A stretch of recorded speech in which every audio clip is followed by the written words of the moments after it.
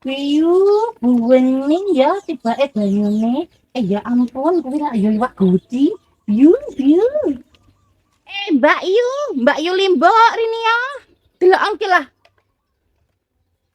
Iwake gede-gede. Endi aja?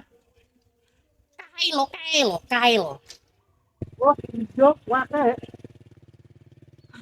Sik ta Mbak Yu, aku kok jek penasaran kisah Jan iki sejarahnya piye. Jan, Le, iki piye to Le?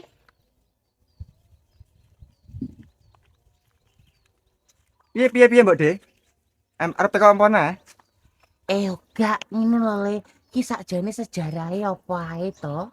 Sak liyane sing mbok jlentrehne mau. Wo, ngono.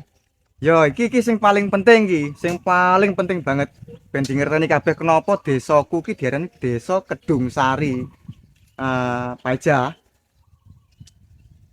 Kae sisih kulon enek wit sari. Njur enek pondok jenenge Pondok Mbotosari. Lah kedunge iki ya alias berdendeng utawa dawan iki. Iki kedunge. Makane diarani desa iki Kedung Sari. Ngono. Paham? Jelas? Oh. Ya, ya ngono.